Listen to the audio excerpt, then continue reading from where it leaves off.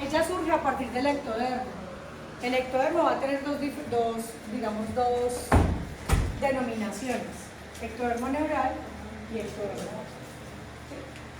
Entonces, ese ectodermo, recuerdo un poquito, después del proceso de gastrulación que aparecen las tres capas eliminativas y ya se van a enrollar, la masa externa va a ser el ectodermo, ¿cierto? Y ese ectodermo en el extremo va a quedar como con una zona más engrosada, ¿cierto? Esto, si lo miramos de lado, va a quedar de esta manera, más o menos, ¿sí? Este va a ser el tubo neural. Del tubo neural se van a dividir 4 capas: prosencéfalo, mesencéfalo, romboencéfalo y médula espinal, ¿cierto? Que era el que veíamos como así. ¿Sí recuerdan más o menos? Listo. De ahí surgían los surcos ópticos y bueno, empezaba el proceso. Esto se vaginaba. Cuando se vaginaba, entraba en contacto con el ectodermo superficial y al tomar células de allí ya empezaba a invaginarse.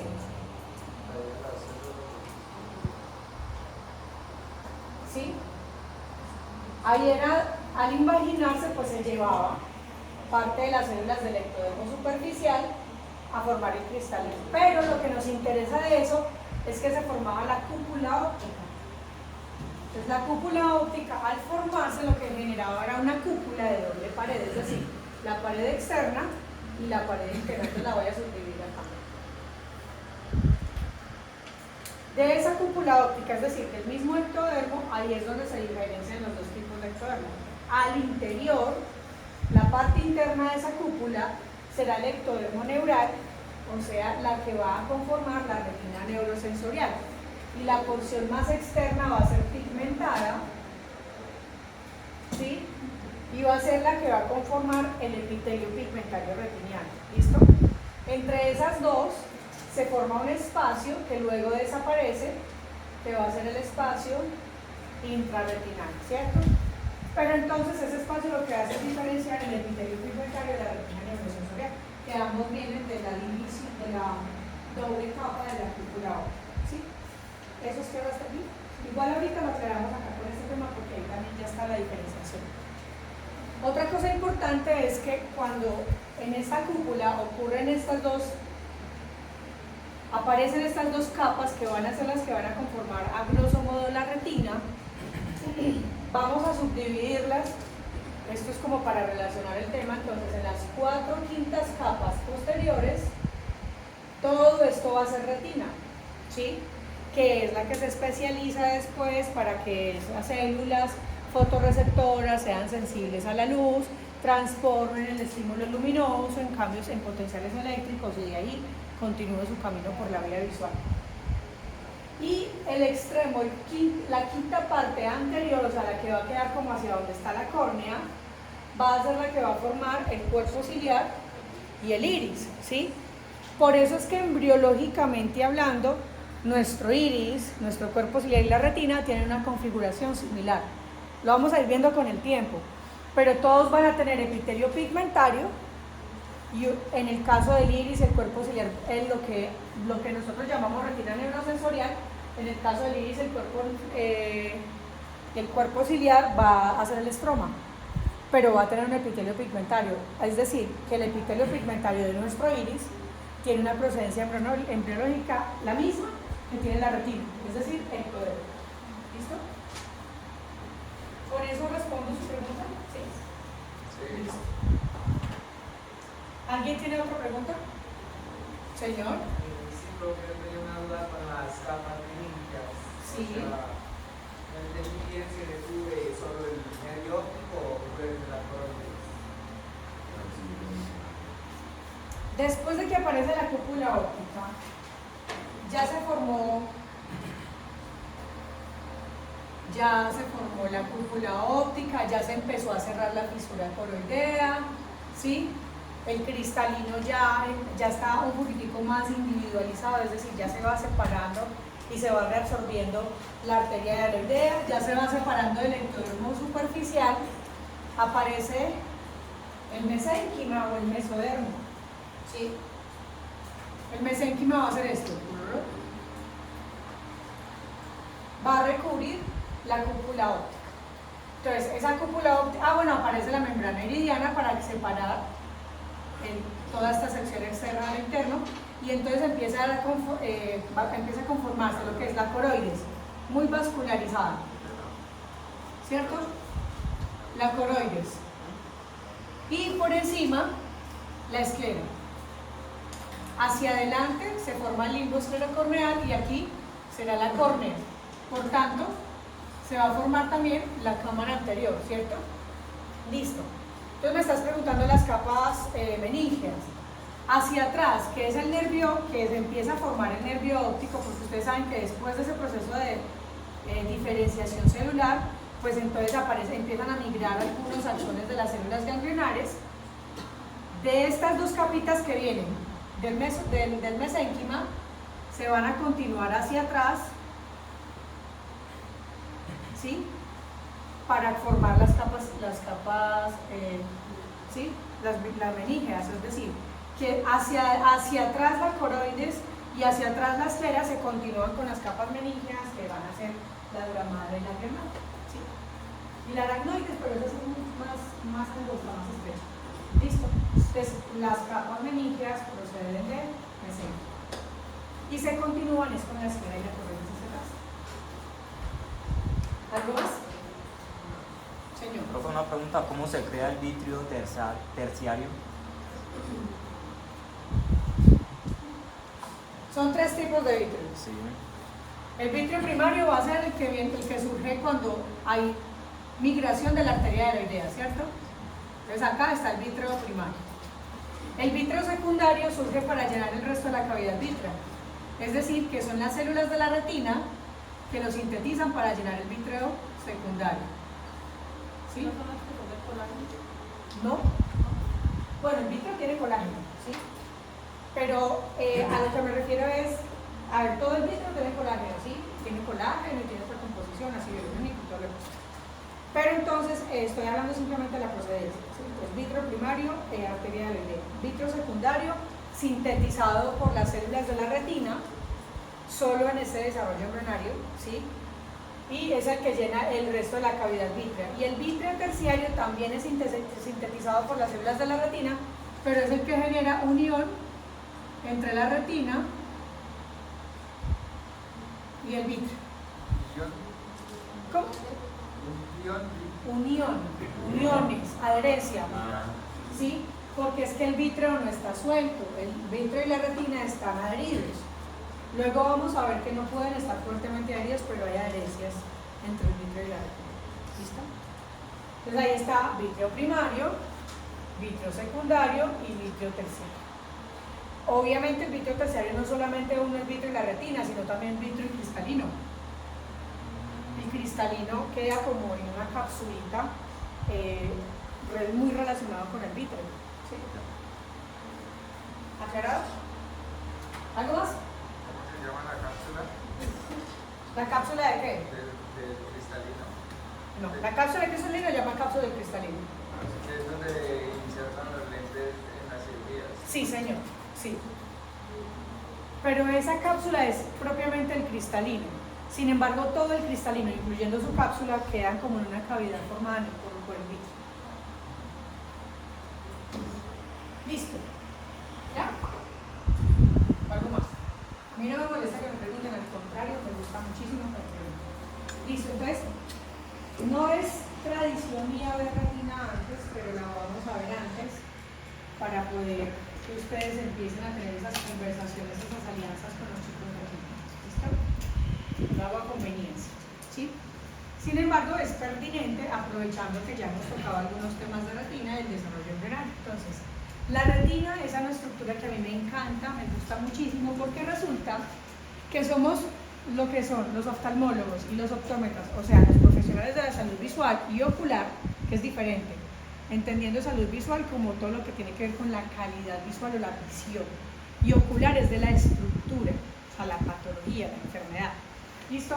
Entonces, todos los profesionales de la salud visual y ocular tenemos una ventaja con respecto al resto de las profesiones de la salud, ¿sí? Y es que nosotros podemos simplemente a través del oftalmoscopio ver en vivo el funcionamiento del componente nervioso y componente vascular, ¿sí? Entonces nosotros estamos viendo, simplemente al explorar el fondo de ojo, estamos teniendo posibilidad de observar dos sistemas, sistema nervioso central y sistema vascular. Por eso es muy importante reconocer y aprender a diferenciar bien un fondo de ojo y a identificar a la patología del fondo de ojo, porque allí incluso estaremos haciendo la advertencia del paciente que puede estar frente a una patología que puede incluso significar problemas o el inminente riesgo de la vida del paciente, señor. Porque el oftalmoscopio, todo lo de la parte vascular, y la lámpara de hendidura también lo mismo. En la lámpara de hendidura también se puede hacer. Sí, lo que pasa es que en la lámpara de hendidura hay que ya usar unos lentes especiales para poder dirigir la luz hacia allá. La lámpara de hendidura solita solamente nos deja ver el segmento anterior. Para ver posterior requerimos lentes, ¿listo? Pero claro que podemos ver fondo de ojo. El oftalmoscopio no es solo el que ustedes conocen, el de la cabecita pequeñita, sí, ese es el directo y el que es más fácil tener acceso a él, pero hay otros tipos de oftalmoscopía que se hacen con otros instrumentos. En últimas, de la manera que ustedes lo vayan a hacer, van a tener la posibilidad de observar sistema nervioso central y vascular. Listo. Ya saben esto, se deriva del ectodermo neural, ¿sí? Ya conocen la procedencia. Tendrá entonces dos grandes grupos, una retina neurosensorial y un epitelio pigmentario, es decir, que toda la retina no es tejido nervioso. 9 capas sí, pero hay una sola que no es tejido nervioso y es el epitelio pigmentario retiniano, muy importante. Y tiene un espesor diferente dependiendo de dónde estemos ubicados, ¿sí? Por ejemplo, a nivel de la hora serrata, es decir, muy en el extremo, cercano al cuerpo ciliar, va a tener un espesor de 100 micras. ¿Cuántas micras tiene un milímetro? ¿Cuántas? 1000, ¿sí? Un milímetro tiene 1000 micras. ¿Cuántos milímetros tiene un centímetro? 10. ¿Alcanzan a reconocer la dimensión del espesor de la retina? O sea, si un centímetro tiene 10 milímetros y un milímetro tiene 1000 micras, y el espesor de la retina cerca de la hora serrata es de 100 micras, imagínense la dimensión de la retina. ¿Listo? Ahora, alrededor de la mácula, esta es la porción foveal. Yo sé que en algún momento ustedes han tenido una aproximación a esta imagen, ¿sí? La fóvea, que es el punto más delgado, en donde ustedes bien saben que es donde se encuentran las células fotorreceptoras denominadas conos, que son específicos para el detalle, el color, ¿cierto? Están ubicados solo en esta zona, ¿sí? Y esta porción más o menos, de alrededor de esto es más o menos 1 milímetro, de alrededor de unos 2-3 milímetros, centrados en la fóvea, vamos a denominar la mácula, ¿sí? Entonces la mácula tiene la fóvea al interior, ¿sí? Ok. Miren que la fóvea puede tener un espesor de 90 micras, es muchísimo más delgada que incluso la porción delgada de la hora serrata. Y en el ecuador ¿cuál es? Pues imagínense que este es el globo ocular, por allá está córnea, el ecuador será como la barbilla, ¿sí? Como la porción más ancha. En la zona del ecuador va a tener 150 micras. Y alrededor de la mácula, o sea, esta porción que ustedes ven que está como más elevada, puede tener más o menos 350 micras. Ni siquiera alcanza a ser medio milímetro. Ni siquiera. ¿Listo? Ok. Esta imagen que les estoy mostrando acá es algo similar a un corte histológico de la retina. Antes, para poder conocer, digamos, las capas de la retina, lo que hacían era que sacaban parte del tejido de la retina, sacaban el tejido retinal, es decir, que ya había que determinar el ojo, ¿sí? Para conocer el tejido retinal y poder diferenciar las capas. Entonces, ¿cuál de todas estas creen ustedes que es el epitelio pigmentario retinal?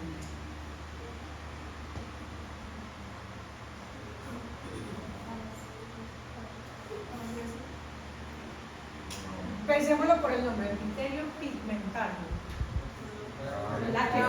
La que está más marcada, ¿cierto? Más llena de pigmento. Entonces, en este caso, este es el epitelio pigmentario, ¿sí? epitelio pigmentario. De aquí hacia abajo tendremos coroides, que también tiene una coloración mucho más fuerte porque resulta que la coroides es vascularizada y pigmentada, y de aquí hacia arriba entonces será la retina neurosensorial, de aquí hacia arriba será vítreo. Entonces esta será la porción más externa de la retina y esta la porción más interna de la retina, ¿listo? Entonces resulta que para poder reconocer histológicamente una retina, antes tenían que hacer el corte de la retina. Ahora existen exámenes diagnósticos como la tomografía de coherencia óptica, que nos permite ver en vivo, ¿sí? Sin sacar el ojo, sin sacar un pedacito del ojo, simplemente a través de un instrumento, ver las capas de la retina como si fuese un corte histológico. Eso ha dado muchísimas ventajas porque entonces permite que nosotros podamos reconocer alteraciones a nivel de la retina. Les estoy contando esto porque sé que para ustedes va a ser muy útil comprender lo que van a trabajar con quinto semestre, ¿sí? Entender esta parte de anatomía. Entonces, aquí, ¿cuál será el epitelio pigmentario retiniano? Este, y de aquí hacia arriba será la retina neurosensorial. Esto entonces es la depresión foveal. De aquí hacia abajo será coroides. Profe, ese examen solo lo pueden hacer los oftalmólogos. No, nosotros también participamos, y es más, lo hacemos más fácil los optómetras que los oftalmólogos. Ahora, perdón, ¿quiénes lo utilizan más? ¿Quiénes utilizan más el resultado? El oftalmólogo, por supuesto, porque es el único que tiene injerencia en cualquier alteración de la retina, ¿sí? El instrumento lo podemos manejar nosotros perfectamente, ¿sí? Listo. Miren, acá está la corte histológica. Esto es una retina, entonces ahorita les hablo un poquitico más del tema, pero quiero que aprendan a diferenciar a grosso modo epitelio pigmentario retiniano y retina neurosensorial. Ya luego vamos a poder reconocer que cada una de estas es como por secciones de las capas de la retina, ¿sí? Pero miren lo importante. Tenemos el epitelio, bueno, hagamos una cosa, vamos a avanzar con el epitelio pigmentario y entonces ahorita me devuelvo a esta imagen. Ok. Conocemos la arteria central de la retina, ¿cierto? La arteria central de la retina es la que va a dar irrigación a la retina, ¿sí? ¿Qué es la irrigación? Pues es el riego sanguíneo el que hace que la sangre llegue oxigenada para nutrir la retina, ¿cierto? Ok. Esa arteria central de la retina es una rama de la arteria oftálmica, que a su vez es una rama de la carótida, ¿sí? Carótida interna. Desde la carótida interna sale una rama que se llama la arteria oftálmica, y de la arteria oftálmica salen 4 ramas: arteria central de la retina, arterias musculares, arterias ciliares y arterias palpebrales, ¿sí? ¿Se los escribo?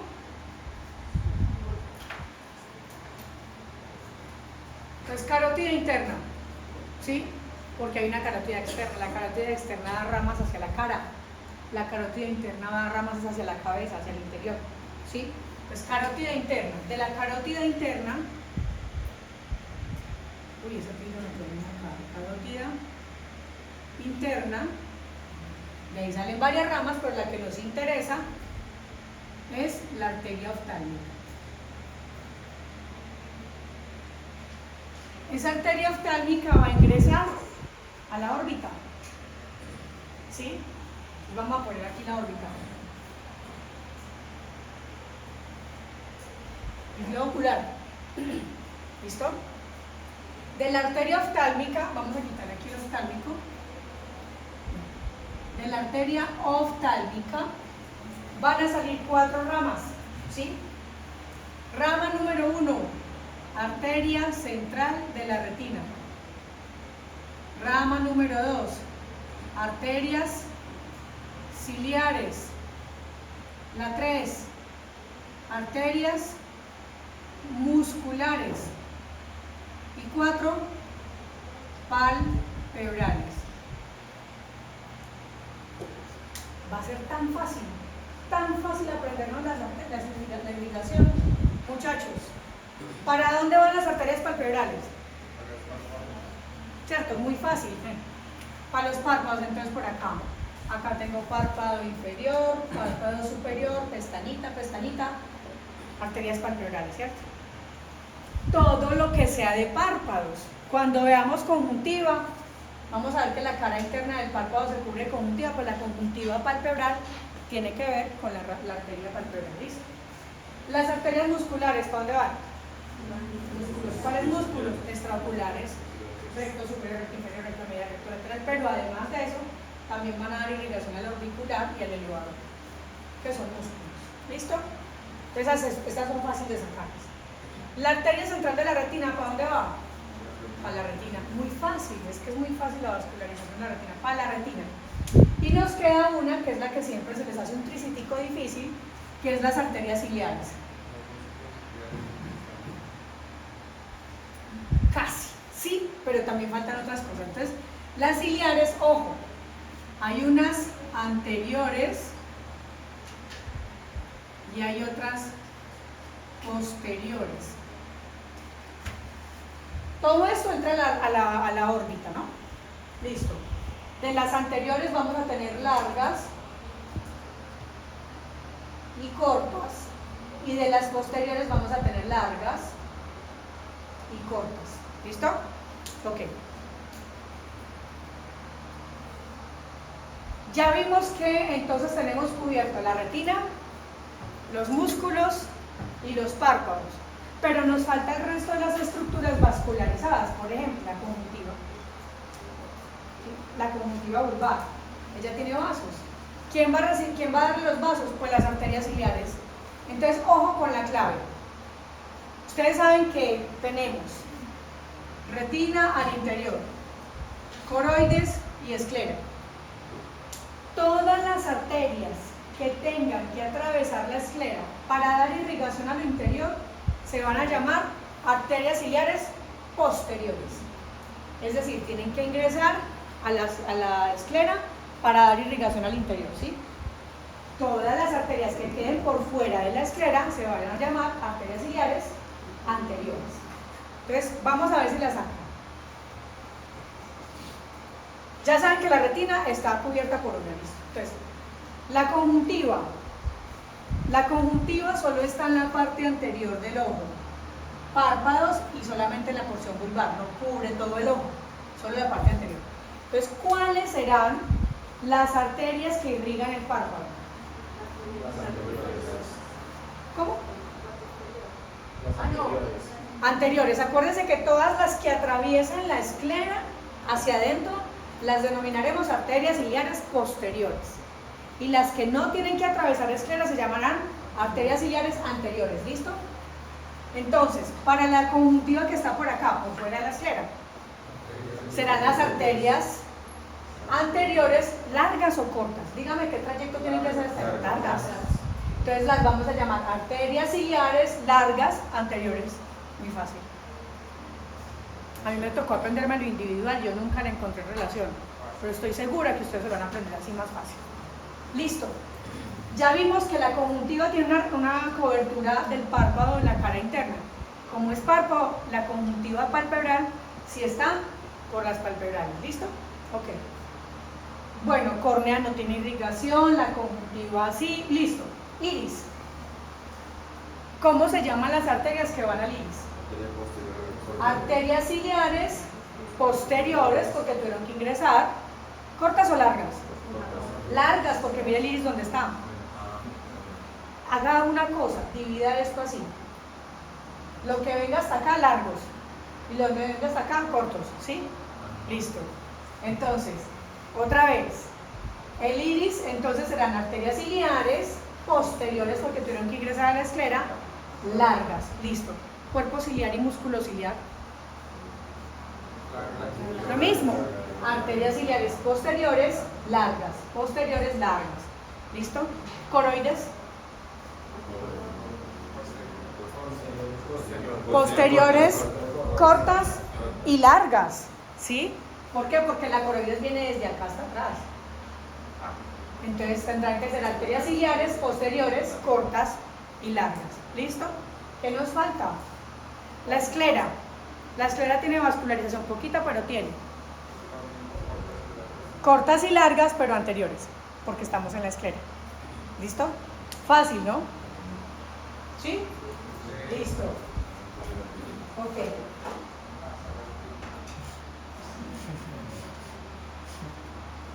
Bueno, entonces, ahora sí, ya sabemos que la arteria central de la retina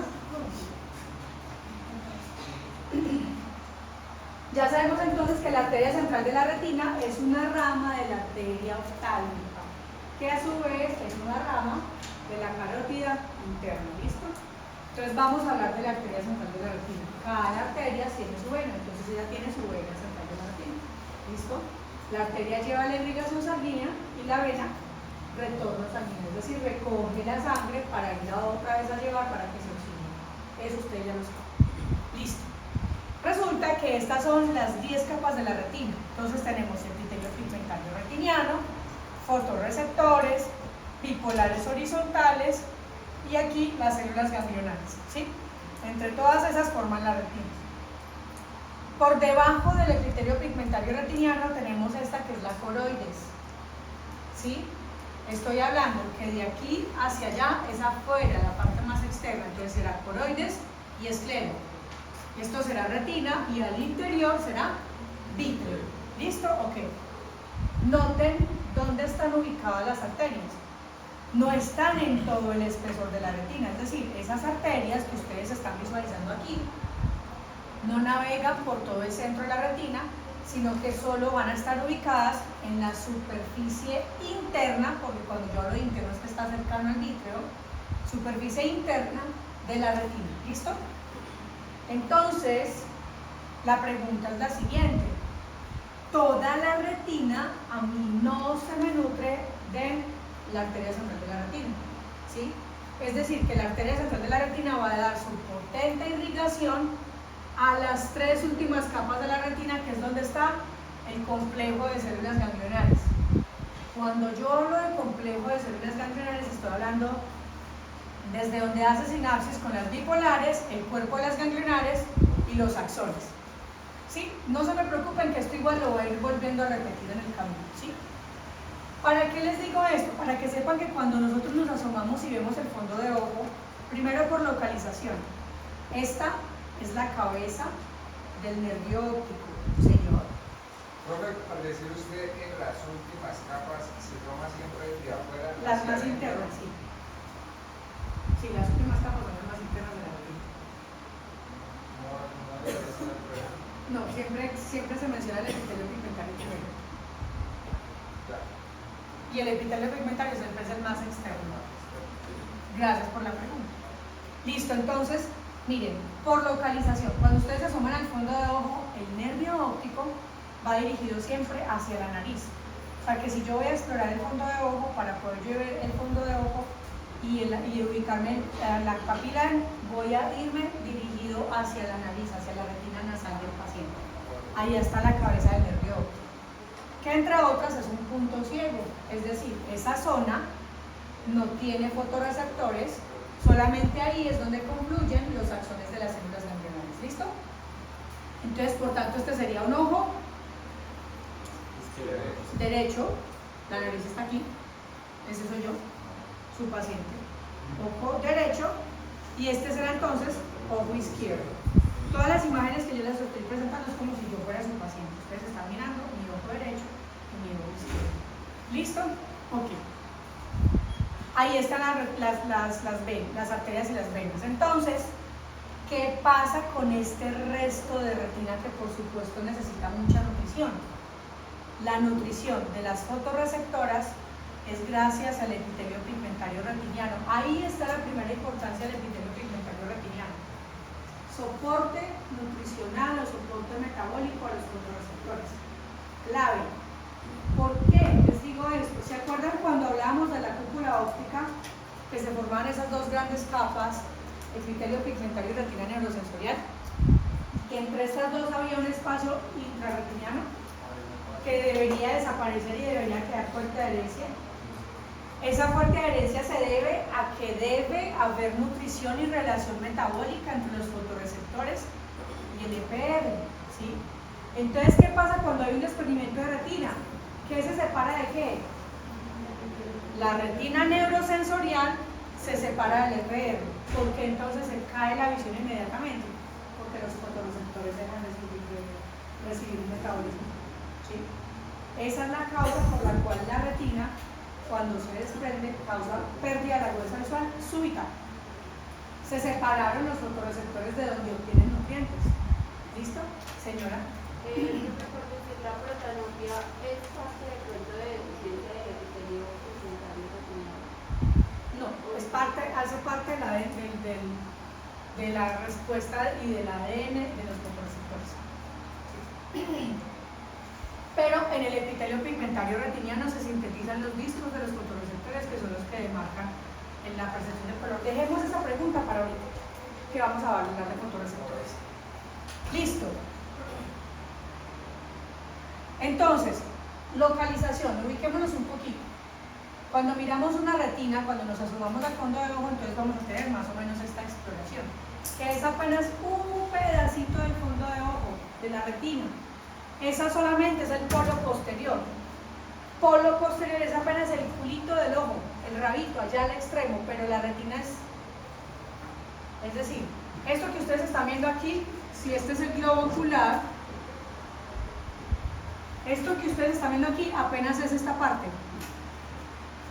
¿Sí? Solo el culito del ojo, pero hay más retina, por eso es que no nos podemos acostumbrar a que solo exploramos esto, sino que tenemos que aprender, eso lo veremos en cuarto, cómo explorar la retina periférica.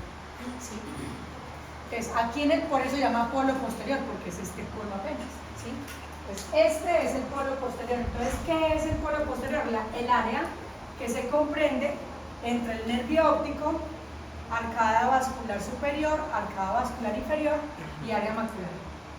¿Sí? ¿Estamos bien o están perdidos? Si están perdidos, pregunten. Listo. Cuando yo me asomo al fondo de ojo, entonces voy a ver la cabeza del nervio óptico que hay. De aquí hacia atrás está el nervio óptico. ¿Sí? Y aquí en la cabeza del nervio óptico vamos a tener todos los axones de las células ganglionares, que son los que conforman el nervio óptico. ¿Sí? De esa cabeza del nervio óptico alguna vez fue parte de la fisura ventral, de la fisura coroidea. Por ahí fue donde entró la arteria heroidea. ¿Recuerdan que cuando ingresó la arteria heroidea ella primero iba a irrigar el cristalino, pero después al absorberse empezaba a mandar ramitas hacia la retina, o sea que luego ya iba a cambiar su nombre a arteria central de la retina? ¿Listo? Ok. Y noten algo, el área macular es avascular, es decir, allí no hay vasos. Los vasos navegan muy cercanos, pero no sobre la fóvea.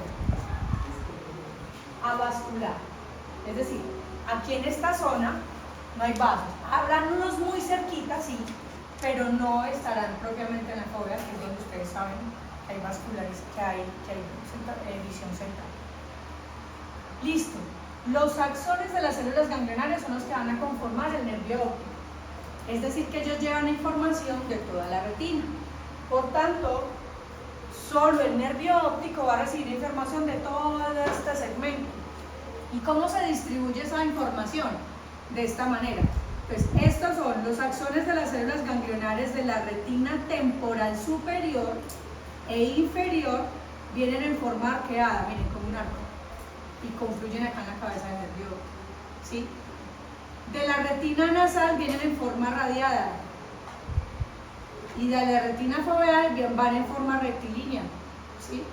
A esto se le llama haz papilomacular. Haz papilomacular. ¿Listo? Ok. ¿Por qué es importante que ustedes tengan presente esto? Porque imagínense lo siguiente: si este paciente tuviera por acá una lesión, una inflamación a ese nivel, ¿qué campo visual se va a comprometer?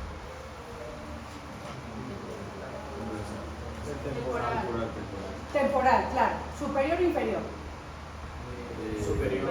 Inferior. ¿Por qué?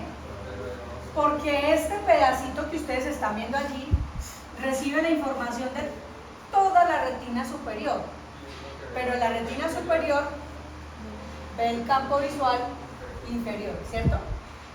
Entonces miren lo importante, una bobadita que ustedes saben, pues en un puntico hay un pigmento, hay una bobadita, eso puede estar significando una pérdida, una hemianopsia altitudinal. Las hemianopsias son pérdidas del campo visual de la mitad de un campo visual, en este caso sería altitudinal, es decir, se altera toda esta retina superior, por tanto el paciente no le ve los pies al doctor.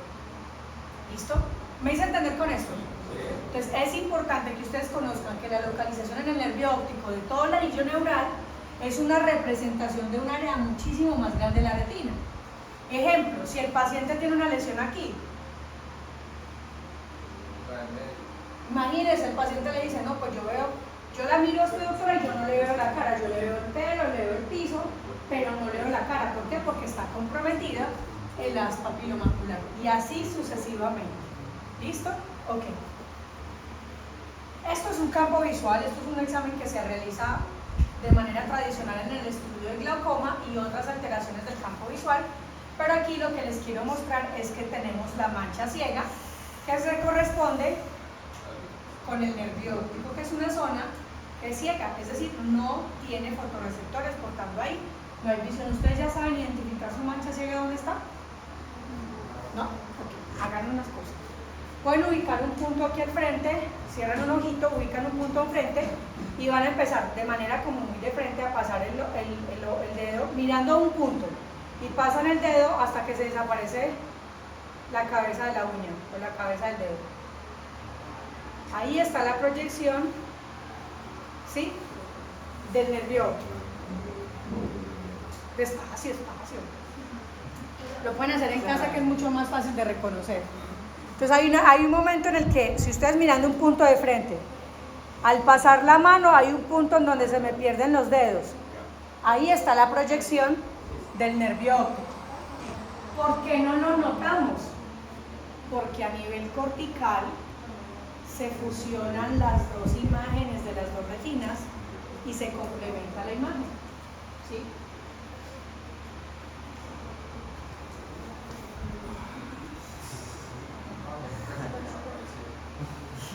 Háganlo en casa, que creo que es un poquito más fácil, aquí es más abrumador por tanta cosa que hay. Listo.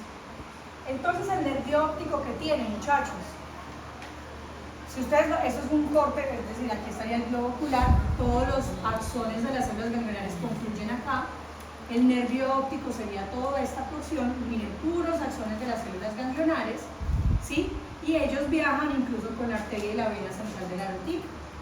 Van a atravesar por una estructura que luego conoceremos, que se llama la lámina cribosa, que no es nada más y nada menos que la esclera que tiene que perforarse para poder que los vasos pasen. ¿Sí? Voy a repetir eso. Si aquí tengo retina, coroides y por fuera esclera, y el nervio óptico viene con todos los axones de la retina, ¿sí?, pues ellos tendrán que atravesar la esclera y la coroides, ¿no? Entonces la esclera, que es la última, se perfora para permitir el paso de sus axones. Y a esa zona perforada de la esclera la vamos a denominar lámina cribosa. Ustedes tranquilos que eso lo veremos en la esclera. Pero es básicamente eso, ¿sí?, la perforación de la esclera. Y entonces, esto que ustedes están viendo aquí, que es la cabeza del nervio óptico, tendrá una excavación, ¿sí?, es un hueco, es un vacío. Tendrá el borde, que el borde básicamente es donde termina el epitelio pigmentario retiniano, hasta ahí llega la retina visible, o sea, la que ve, y de ahí hasta la excavación será el anillo neural. ¿Qué quiere decir eso? Que todo este es el espesor de los axones de las células ganglionares, ¿sí? ¿Ahí vamos bien? ¿O tienen dudas? Cuenten, pregunten. Listo, otra vez. Sabemos entonces que la retina son 9 capas más el epitelio pigmentario retiniano, ¿cierto? Entonces, si ya no volvemos a ver epitelio pigmentario retiniano, quiere decir que hasta ahí se acabó la retina, ¿sí? Entonces, esa coloración rojo-naranja bonita del fondo de ojo es gracias al epitelio pigmentario. La retina no tiene color, solo el epitelio pigmentario retiniano, ¿sí? Entonces, perdón, hasta donde llegue el color, hasta ahí va el epitelio pigmentario retiniano. De ahí hasta la excavación, que yo se las dibujé aquí, pero es, miren, no sé si alcanzan a ver que es como eso blanquito, ¿sí? Hasta ahí es el anillo neural. Entonces el anillo neural es todos los, este reborde que hay aquí, es donde ahí están todos los nervios, los axones de las células ganglionares, ¿listo? Entonces vuelvo y lo dibujo acá, yo no debería estar haciendo esto, ¿listo? Todo esto es anillo neural, ¿sí? Listo.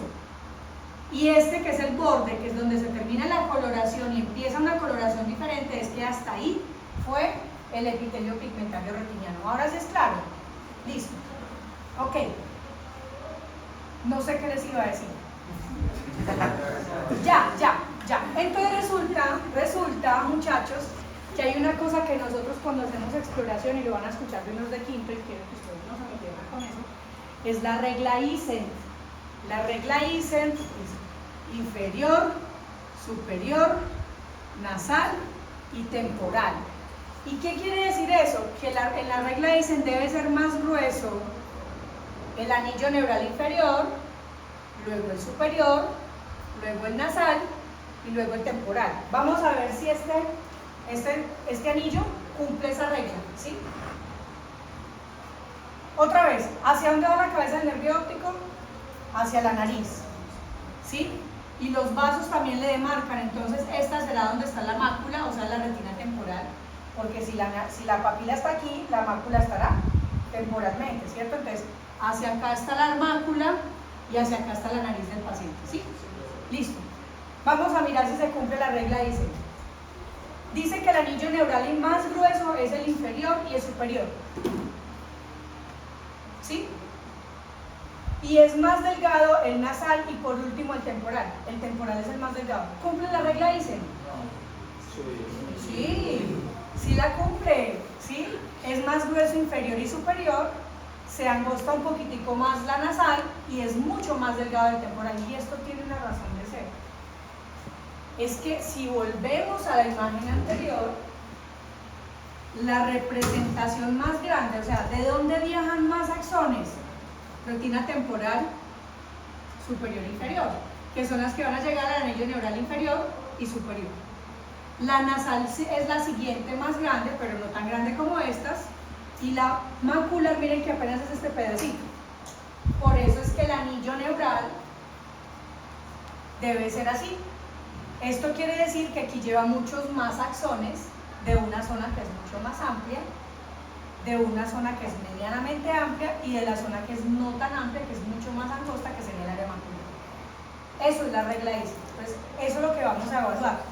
¿Por qué es importante tener eso presente, muchachos? Porque resulta que cuando hay glaucoma, ese anillo neural se adelgaza.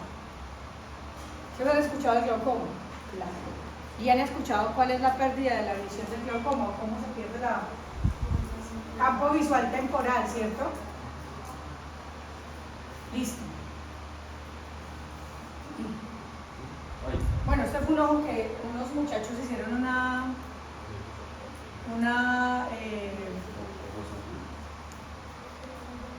se me olvidó qué hicieron.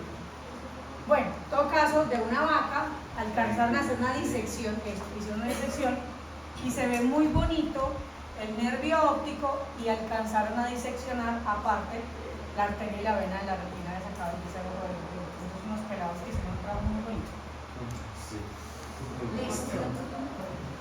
Aquí está un corte histológico del nervio óptico. Entonces volvemos, miren, tenemos todos los axones de las células ganglionares que confluyen y forman el nervio óptico. Esta será la cabeza del nervio óptico, ¿cierto? ¿Listo? Y miren lo que les estaba diciendo. ¿El epitelio pigmentario lo reconocen? Sí. Miren que hasta dónde va. Donde termina el epitelio pigmentario, que es el que le da la coloración a la retina, hasta ahí termina la retina. Ya de ahí hacia acá será anillo neural. ¿Sí? ¿Ya están más ubicados? Listo.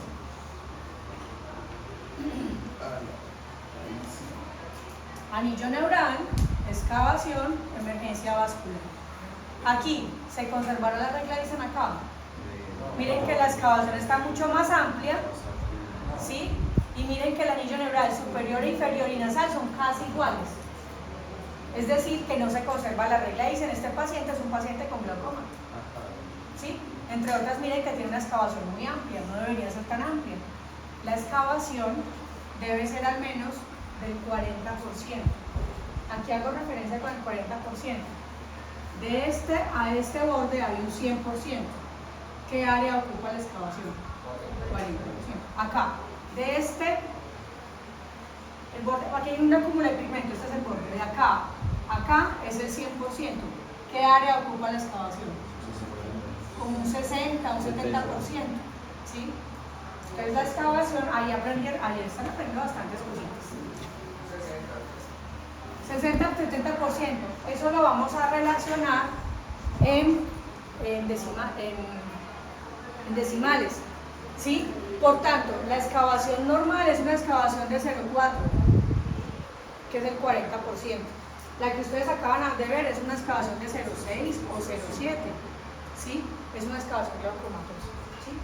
Si es de 0,2, buena excavación. De 0,1, buena excavación.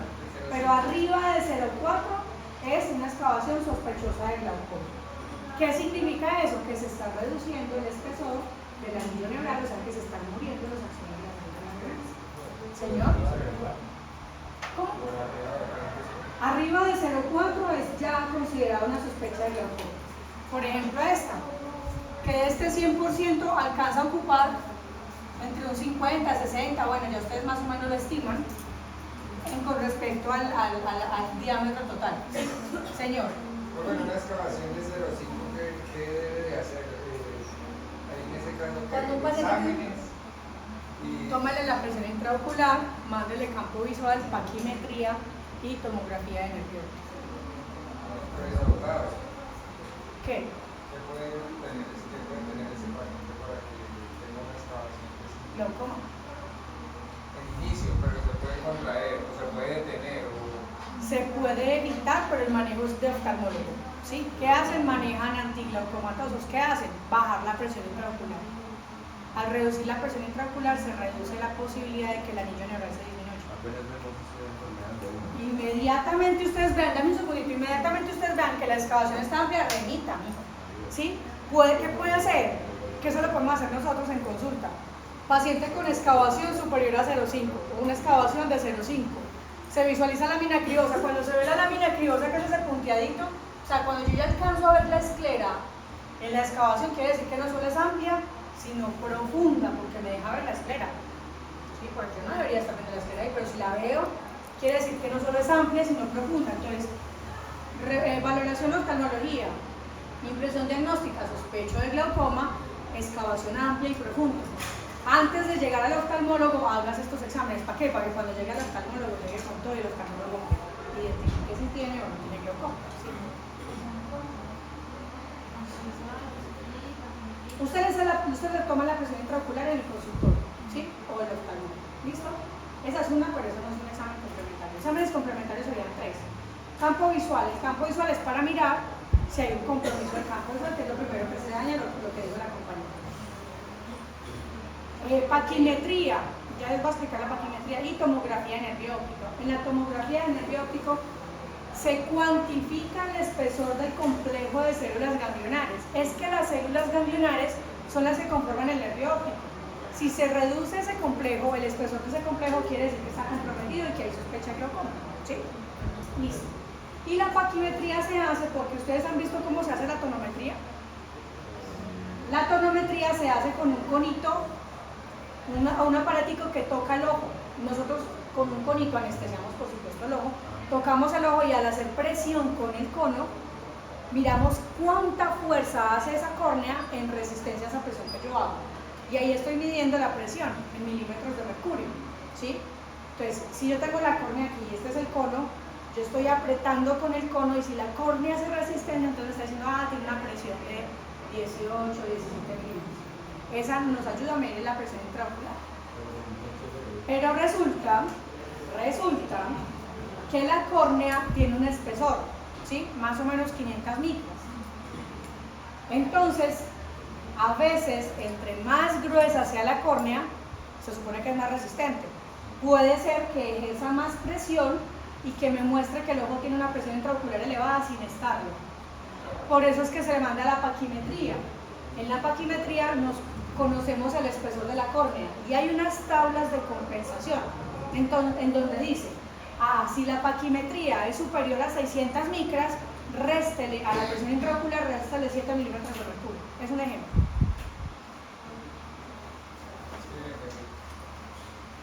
Digamos que usted cuando uno mide, los rangos de presión intraocular son de 11 a 21 milímetros de mercurio, ¿sí? Y cuando usted toma la presión intraocular, le da 22 milímetros de mercurio. Usted aquí dice, ups, tiene la presión intraocular elevada, ¿cierto? Pero resulta que ese paciente tiene una córnea de 600 micras, o sea, más gruesa de lo que anatómicamente debería ser. En teoría se considera que una córnea muy gruesa será más resistente. Entonces, hay unas tablas que las aplica el oftalmólogo y el oftalmólogo más o menos dice, si tiene 600 micras de espesor, réstele 7 milímetros de mercurio, entonces no es 22, es 15. Está dentro de los rangos, no tiene presión intraocular elevada, por eso me estoy saliendo mucho del tema. Seguimos. Oye, esa para que me suba la llama. Nosotros lo podemos hacer. Listo, muchachos. Entonces aquí está la parte más densa del tema de retina, que es aprenderse las 10 capas de la retina. Por fortuna es la única estructura del globo ocular que tiene tantas capas, las otras tienen entre 5 o para abajo, ¿sí? Que es lo más duro, porque es que aprenderse eso de memoria es un cuento. Eso es un cuento. Aprenderse las 10 capas de la retina. Vamos a darle un poquito de sentido, a ver si se nos hace más fácil aprendernos las capas de la retina. ¿Listo? Entendemos entonces que tenemos un epitelio. Aquí está al revés. Epitelio pigmentario retiniano, ¿sí? Epitelio pigmentario retiniano, y de aquí hacia abajo tenemos retina neurosensorial. No voy a hablar de las capas todavía, voy a hablar de lo que ven ustedes en la retina. Entonces, el epitelio pigmentario retiniano hacia atrás tendrá coroides, ¿no? El epitelio toma nutrientes de la coroides. El epitelio tiene unas vellosidades, ¿sí?, que se interdigitan con los fotorreceptores, es decir, los fotorreceptores quedan abrazados en las microvellosidades del epitelio pigmentario. ¿Eso por qué? Pues porque estos dos tienen una alianza metabólica bastante fuerte, ¿sí? Entonces, estos serán los segmentos externos de los fotorreceptores, estos serán los núcleos de los fotorreceptores. Luego, los fotorreceptores, después de que hacen fototransducción y todo lo demás, se comunican con las bipolares. Se llaman bipolares porque tienen dos polos, un polo que hace sinapsis con el fotorreceptor y otro polo que hace sinapsis con las ganglionares. Entonces tenemos un espesor con las células bipolares. Entre esa zona donde están las células bipolares también hay unas que parecen unos pulpitos, ¿sí? Son las células horizontales. Miren que están comunicando de manera horizontal los fotorreceptores, ¿sí? Después tenemos las células amacrinas, que aquí dicen, aquí están así, pero realmente son verticales y comunican bipolares con ganglionares. Miren que hay otra sinapsis. La otra sinapsis, entonces hay solamente en la retina hay dos capas que hacen sinapsis, donde se hace sinapsis. La otra capa donde se hace sinapsis es entonces en esta que se llamará la plexiforme interna, porque acuérdense que hacia el vitro es interno y hacia la coroides es externo, ¿listo? Aquí se hace sinapsis entre las amacrinas, ganglionares y bipolares. Luego vienen las últimas tres capas, que serán los axones de las células ganglionares, el cuerpo de las células ganglionares y las capas de los nervios que provienen de las células ganglionares. Por último, una membrana, ¿sí?, que se llama membrana limitante interna, porque esa membrana lo que hace es limitar la retina de vítreo. ¿Listo? Ok, vamos a ver. Primera capa, epitelio pigmentario retiniano. Fácil, ¿sí? Ahorita vamos a ver un poquitico más, una única capa de células cúbicas que tienen melanina, o sea, pigmento. Capa de conos y bastones, que estamos viendo los segmentos externos de los fotorreceptores. Allí están las interdigitaciones con el EPR. Membrana limitante externa, uniones entre fotorreceptores y las células de Müller. No se las había contado, pero son estas. Resulta que miren que solamente vienen desde acá, desde donde finalizan los segmentos externos hasta la membrana limitante interna, vienen las células de Müller. Esto es en toda la extensión, ¿sí? El tejido glial, que son las células de Müller, lo que hacen es separar los fotorreceptores. Ahorita les cuento qué más hacen. Capa nuclear, la capa nuclear de los fotorreceptores. Listo. Bueno, pero esta capa nuclear tiene un nombre, esta capa nuclear externa, ¿no? Capa nuclear externa porque es la más perfecta, más no me acuerdo. Capa plexiforme externa, entonces las plexiformes, esta y esta, es en las únicas capas donde ocurre la sinapsis. Entonces, capa plexiforme externa, como es hacia afuera, las primeras sinapsis serán entre fotorreceptores, bipolares y horizontales. ¿Sí? Capa nuclear interna, ¿qué hay en la capa nuclear interna? Los núcleos de las horizontales, los núcleos de las bipolares. ¿Listo? Capa plexiforme interna, la otra sinapsis. ¿Sí? ¿Cuál es la otra sinapsis? Entre las bipolares, las amacrinas y las ganglionares. ¿Sí? Capa de células ganglionares, los núcleos de las células ganglionares. Capa de fibras del nervio óptico, donde van las fibras del nervio óptico, y membrana limitante interna, simplemente es una membrana que separa la retina del núcleo. ¿Sí? Esas son las capas, ya ustedes verán cómo la aprenden. Busquen la manera, canciones, no sé yo, un poema. La membrana limitante interna, sí, es esta membranita. Grisecita, ¿no? Listo. ¿Comprendieron esa parte? Ahí está un corte histológico. Vamos a ver si la sacamos. ¿Cuál sería el epitelio pigmentario retiniano? ¿Cuál? Este, bien marcadito. Bien marcadito. El epitelio pigmentario retiniano es este. Acuérdense, es puro pigmento. La más oscura que usted vea, ese es el epitelio pigmentario retiniano. ¿Por qué ven esta otra oscura aquí? Esa es la coroides, es que la coroides tiene vasos y pigmento. Pero miren que no es tan pigmentada como el EPR, ¿sí? Listo. Entonces, ¿esta capa qué será? Conos y bastones, muy bien. Entonces, esta lineecita que hay aquí, ¿qué será? La sinapsis. Ahí es donde inicia la aparición del tejido vial, o sea, las células de Murray. Estas eran entonces los núcleos de las células. No, las bipolares están por acá. Los núcleos de las células fotorreceptoras. Aquí todavía estamos en fotorreceptoras. Acá, miren, acá hay unas células, aquí hay unos núcleos. A ver, importante. Los núcleos tiñen mucho cuando les aplican esta tensión en la microscopía. Entonces esto es núcleo y estos son núcleos. ¿Sí? Listo. Ahora vamos otra vez. Segmentos externos de los fotorreceptores, que son los que se interdigitan con las bipolares, ¿cierto? Núcleos de los fotorreceptores. Entonces esto, ¿qué será? La plexiforme. ¿Plexiforme qué? ¿Interna o externa? Externa. Externa porque hacia atrás está la esclera, ¿cierto? Plexiforme externa, ¿qué está pasando allí? Sinapsis entre fotorreceptores y bipolares. Listo, entonces ¿esta qué será? La capa nuclear. ¿Qué van a ver aquí? Nuclear interna, ¿de quiénes? De las bipolares, y por allí también están las horizontales. ¿Listo? Luego, ¿qué viene acá? Este es el cuerpo de las bipolares, y acá, más o menos a este nivel, están la plexiforme, donde se unen las bipolares con las ganglionares, ¿cierto? ¿No hay alguna diferencia?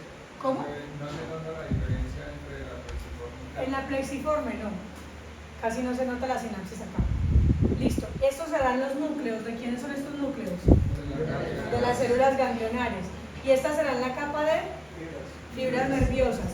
Y esta chiquitica que hay aquí, membrana limitante interna. ¿Listo? Acá no se ven casi. Las que más se notan en la retina son las fotorreceptoras, las bipolares y las ganglionares. Las otras que no se notan casi son las amacrinas y las horizontales. ¿Sí? Las amacrinas y las horizontales son de retroalimentación, ya lo vamos a ver. Listo.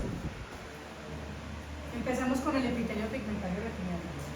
Hace rato vamos a decir empecemos porque no hemos empezado a repetir.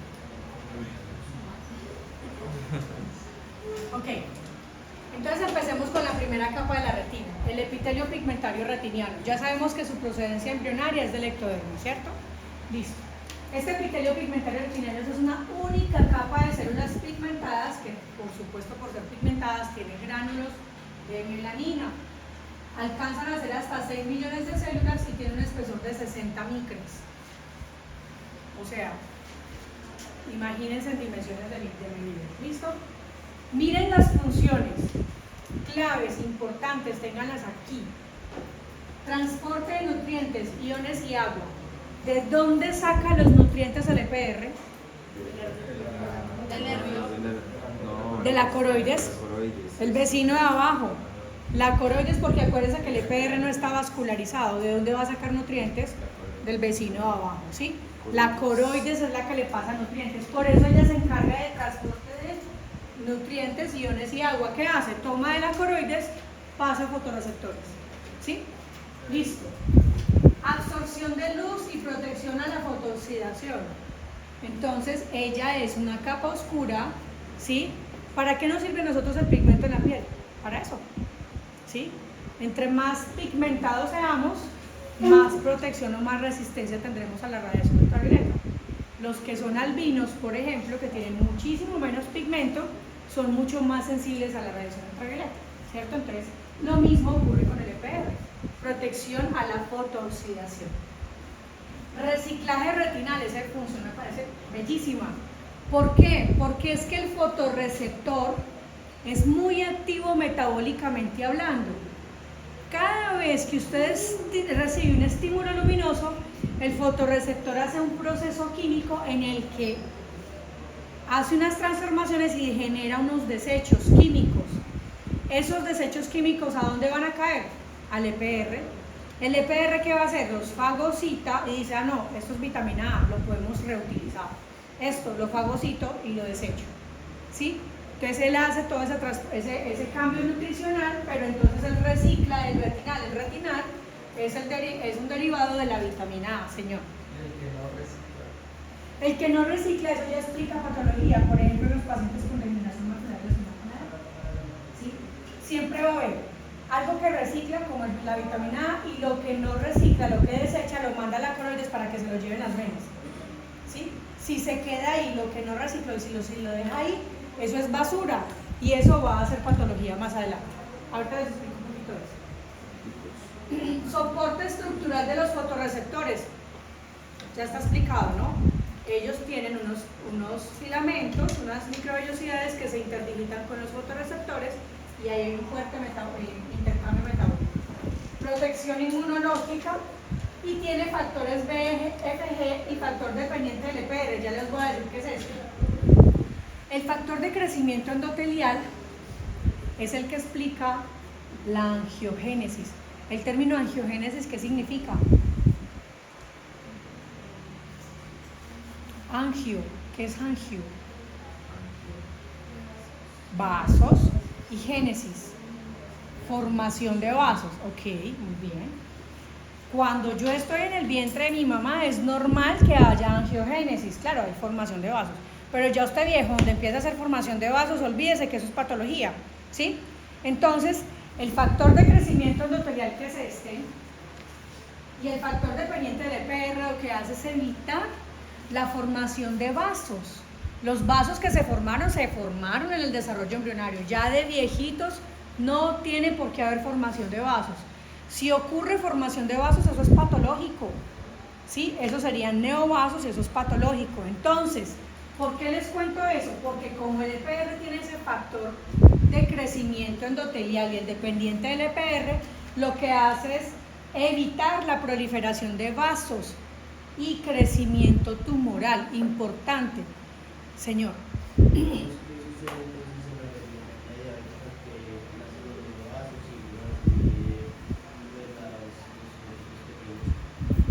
En la retinopatía diabética hay áreas de isquemia y cuando hay isquemia, o sea, áreas muertas, hay unas áreas que pierden oxígeno y cuando hay falta de oxígeno, ¿qué hacen los vasos? Oh, allá necesitan oxígeno, entonces van, crecen y forman oxígeno.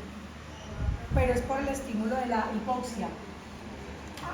Ahí funciona también el mismo factor de crecimiento endotelial, pero no es este. es más el que está en las paredes de los vasos de la retina.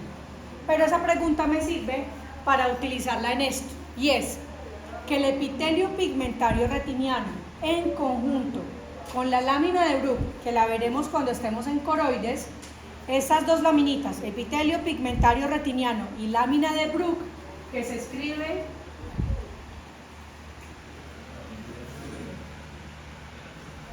así, Bruch, forman una cosa que se llama barrera hematorretiniana. La barrera hematorretiniana, como su nombre lo dice, es un límite. Si de aquí para abajo está la coroides, nada tiene que haber de migración de vasos de la coroides hacia la superficie de la retina.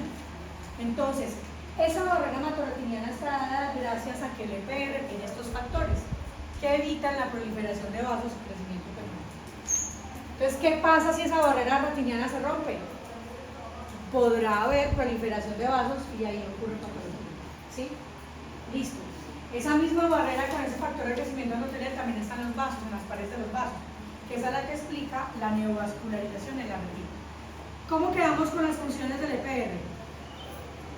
Entonces, mire, metabolismo, transporte de nutrientes, protección a la fotooxidación, fagocitosis, pero también reciclaje de la vitamina A y protección para que no haya formación de vasos ni crecimiento de tejido tumoral. ¿Sí?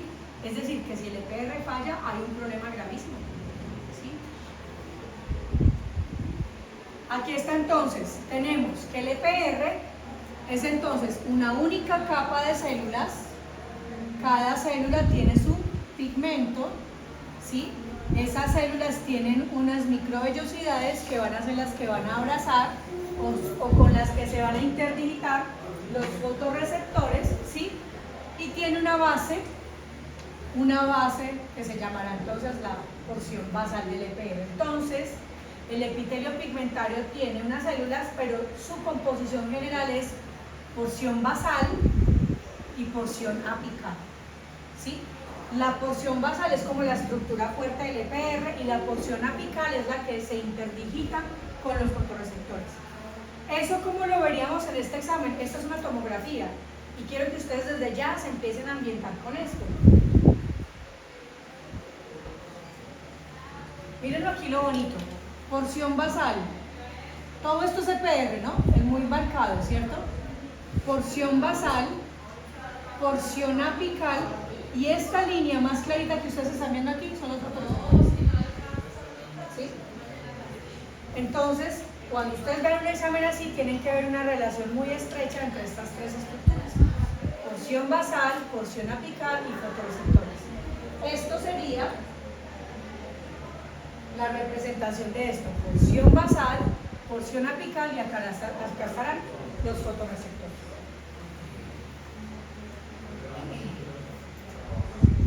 Entonces siguen los fotorreceptores, chicos. Esta clase va hasta las 11. ¿Quieren hacer un descanso? Porque ya veo que alguien está cerrando durmiendo como a la mitad.